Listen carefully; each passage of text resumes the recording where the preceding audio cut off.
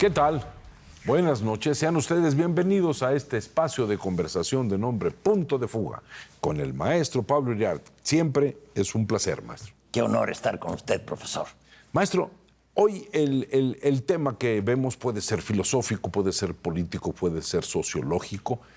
El miedo, esa palabra que el mexicano le tiene miedo a sentir miedo, maestro. Y siempre vivimos... ¿Quién dijo miedo? ¿Quién dijo miedo? Tratando de luchar contra el miedo. Yo quisiera decir una frase de Elías Canetti. Canetti dice, el miedo es el latido de Dios adentro de nuestra mente y de nuestro cuerpo. A ver, explíquemelo. El miedo no es algo externo, es algo que está adentro de los seres humanos, que se construyen en los primeros 8 o 9 años de la vida, donde se solidifica el carácter. Lo que pasa de los 0 a los 9 años es lo que queda marcado, y así va a ser la gente, y la gente no va a cambiar, va a tener personalidades diferentes. Por eso decía García Márquez, después de los 8 no pasa nada interesante, decía, con ese humor colombiano que tiene García Márquez. Le pongo un ejemplo. Mire, el gran Elías Canetti, en el libro de Federico Reyes Heroles de Misterios del Escritorio, que es un libro muy inteligente, él habla sobre Canetti, se mete sobre la parte humana de Canetti, que a mí me gusta mucho entenderlo. Y él tenía una madre fuerte, sólida, que quería que el hijo fuera inteligente, que manejara perfectamente los idiomas, y entonces le exigía muchísimo, hasta que soltó una frase un día. Le dijo: tú tienes todo el derecho a equivocarte, pero yo no sabía que mi hijo es un idiota. No sabía que tenía un idiota por hijo. Lo soltó la señora con esta suavidad del que está queriendo enseñar. Pero ¿qué marcó? Una enorme necesidad de Canetti de tener todos los detalles del vivir perfectamente entendidos para hacer argucias y poder entender lo que sucedía. El miedo está ahí. Se necesitan a veces detalles, momentos, el instante para que detone. Y el miedo que detona en un ser humano de unos 33 años es el miedo infantil que está irrumpiendo, y nos dice un proceso biográfico. Ese miedo está en todos los seres humanos, maestro. Si usted lo ve desde el punto de vista de la naturaleza humana, desde el punto de vista político, es decir, del conglomerado de la sociedad, veo que eso que el miedo como emoción pasajera está siendo desplazado por el miedo como política de Estado. El miedo como política de Estado. Indudablemente. Lo provoco y hago que una sociedad se paralice. Perdón. Sí, no. Y está muy bien. Nunca ha habido un periodo en la historia, profesor, en que no se haya vivido con algo de miedo, algo mucho. Albert Camus tiene un ensayo maravilloso sobre el siglo del miedo, que es el siglo XX. Bueno, desde luego, después pasando la Belle Époque, tenemos la Primera Guerra Mundial, el nazismo, el fascismo, el comunismo, la Segunda Guerra, la bomba atómica, hasta que concluiría ese siglo que algunos han llamado el siglo corto, que termina con la caída del muro de Berlín, y ese fue el siglo del miedo. Ahora ese miedo ha mutado, ha cambiado.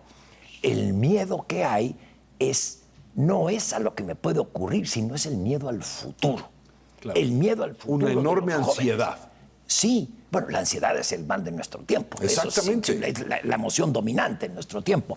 Pero voy al miedo de qué voy a vivir. El futuro ya no es algo mejor. El futuro es una incertidumbre. Voy a ser desplazado por robots. Mi trabajo ya va a ser totalmente inservible porque lo harán máquinas que no cobren ni sueldo ni seguro social. Voy a poder tener una casa, ya no voy a poder tener hijos, no porque no quiera, los jóvenes ya no tienen hijos, no, porque hay una gran incertidumbre económica de qué van a vivir. En fin, son distintos miedos, profesor. Porque no hemos hecho, de alguna manera, una narrativa que pueda de alguna manera provocar seguridad en los seres humanos. Si uno provoca miedo, una masa paralizada por la expectación. Eso es lo primero que provoca el miedo.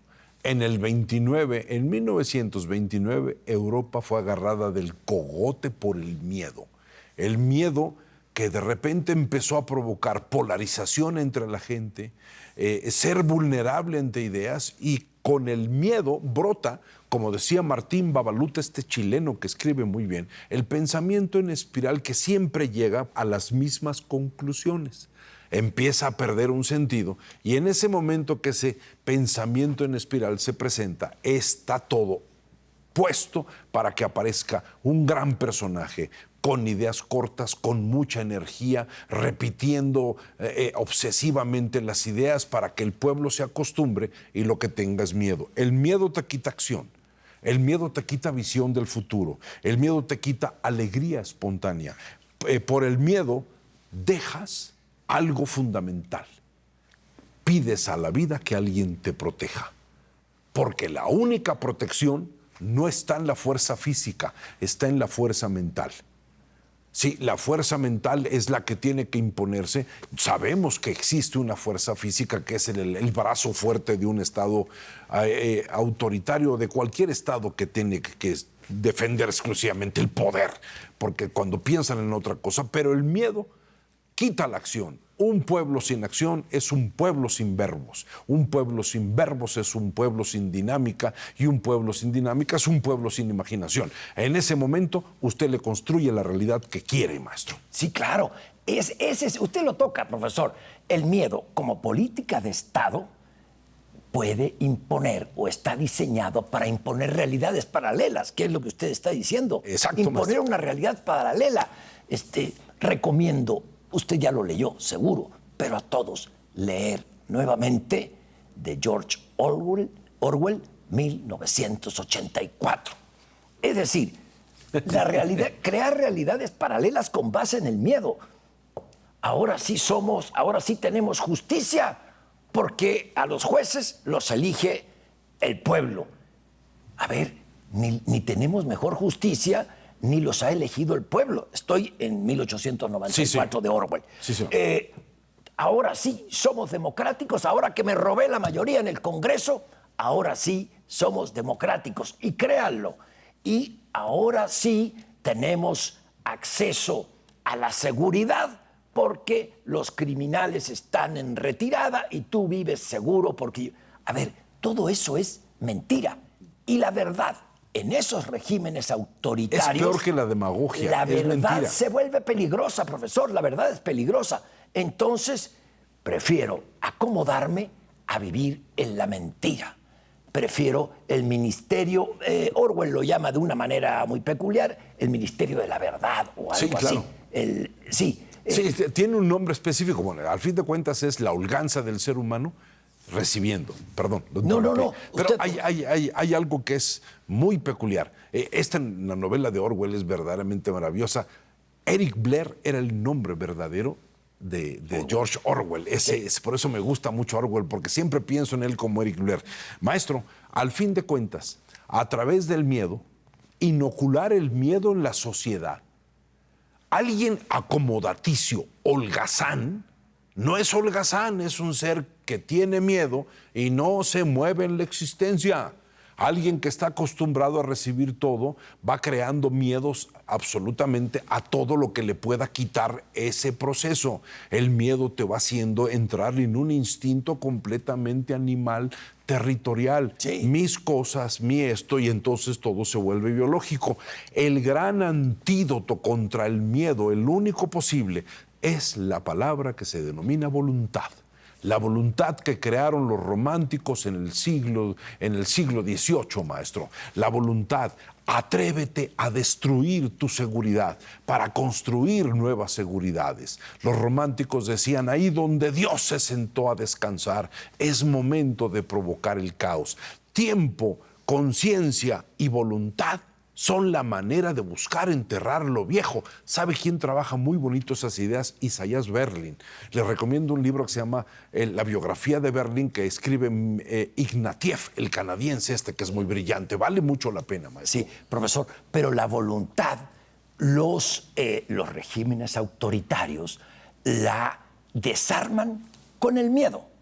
Ese es el punto. Sí, claro. La desarman con el miedo y con la creación de enemigos internos y externos. Los enemigos comunes siempre cohesionan y hay que fabricarlos. Estos regímenes fabrican, el enemigo es la reacción, el enemigo son los empresarios, el enemigo es el que piensa con libertad. El enemigo viene del exterior y cuando estoy hablando de adentro esto, de ti es usted el cada pecado. quien piensa en el país que quiere. Yo acabo de estar en Albania, profesor, el país comunista del peor comunismo Daba que hubo terror, en Europa. daba terror, Bueno, Hoxha maestro. se llamaba el dictador. Mentira que la gente siempre paga lo que hace. No, murió en su cama y murió como dictador y dejó Mueren contentos, y dejó al maestro. sucesor. Sí. Albania es un país del tamaño de una superficie menor a Veracruz, pequeñito. Pero Hoxha le inculcó a todos los albaneses que el mundo los quería aniquilar, desaparecer, como si fueran el centro del planeta. Albania, el gran enemigo, y todos. Construyó 173,000 búnkers subterráneos porque el mundo los iba a atacar con armas atómicas. Los rusos, los estadounidenses, se peleó con los dos y se acercó a Mao y después cuando muere Mao, el régimen albanés también se pelea con los chinos, es decir, todo el mundo. Y la sociedad veía a la gente mayor, profesor, caminar en las calles de Tirana, la capital de Albania, Sí, claro. con pasos cortos, rápidos y sin hablar con nadie. A mucha gente le preguntaba cosas, me acercaba a preguntar y me daban la vuelta y se iban. La psicología del miedo, Vivían maestro. con miedo. Así desarmaron esa voluntad. Con los jóvenes es otra cosa. Los jóvenes es distinto en el caso albanés. A eso me refiero, que la voluntad se desarma con mucho miedo. Y para eso hay una maquinaria de propaganda y de invención de enemigos. Maestro, siendo yo chico en la capital del mundo, que es Mazatlán, Sinaloa, me tocó ver a los 3 hermanos de mi abuela, llegados de Honduras porque venían escapando de una dictadura hondureña que fue muy brava, muy asesina. Esos 3 señores, 3 hombres treintones, se juntaban en el patio de la casa en Mazatlán, Sinaloa, y hablaban sobre Honduras y hablaban en voz baja, teniendo miedo que alguien los escuchara. Sí. La Unión Soviética se llenó de miedo. En 2 años la gente no podía decir nada, no podía hablar. El miedo es el elemento constitutivo del 50% de nuestra alma. El otro 50% es el deseo de salir adelante y la gran voluntad humana. Chocan estos dos. Y ahí está el gran conflicto de nuestra biología, traducida en un aparato psicológico, y los sistemas trabajan con el aparato psicológico. Y hay que simular para adaptarse a esta sociedad que uno vive con miedo, mejor vivir en la obediencia y adaptarse a la mentira. Y ténganle miedo a la verdad. La verdad es peligrosa.